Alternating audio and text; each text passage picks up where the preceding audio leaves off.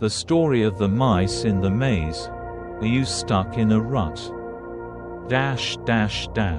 Part 1. The anomaly in the testing room. The fluorescent hum of a modern testing lab is nothing like the musty, wood-paneled rooms of the 1950s. Back then, psychologists timed subjects with stopwatches, scratching pencil marks onto paper grids. Today, screens glow with adaptive algorithms, tracking microsecond reactions, but buried in the data, across decades, across continents, lies a puzzle no one expected. James Flynn noticed it first. A quiet academic sifting through old IQ test records. He saw the numbers creeping upward, year after year, like a silent tide. Not by chance, not by a little. The average person in 1980 would score higher than 90% of their grandparents' generation. The implications were staggering. Were we evolving? Or was the maze itself changing around us? Picture the classic laboratory mouse, darting through its labyrinth. We taught them the game: left turn for cheese, right turn for shock. But what if, one day, the walls began to shift? The cheese moved when they weren't looking. That's what happened to us.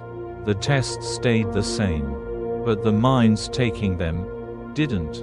Flynn's discovery raised darker questions.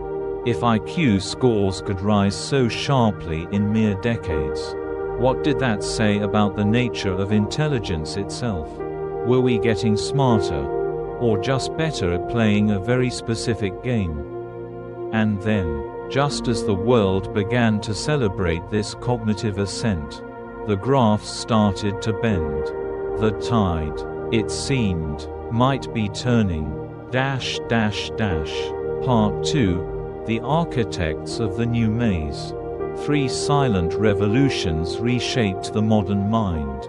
First, education. The rote drills of the early 20th century, memorizing capitals, reciting times tables, gave way to abstract thinking. We taught children not just what to think, but how. Algebra replaced arithmetic. Hypotheticals overshadowed fact lists. The brain adapted, like a muscle asked to lift in new ways. Then came the machines. A medieval farmer would faint at the cognitive load of a single email inbox, the constant switching, the nested menus, the dopamine ping of notifications. Technology demanded a new kind of intelligence, fluid, adaptive, forever multitasking. We taught them the game, and they learned to play it faster. And beneath it all, the invisible hand of nutrition.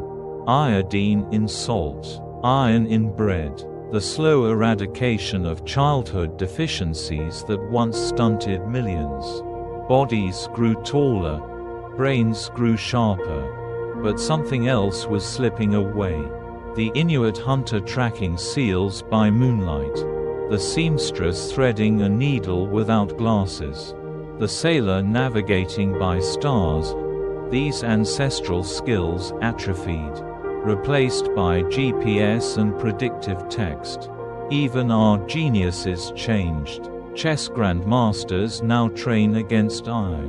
Their brilliance measured not by originality, but by how closely they mimic the machine.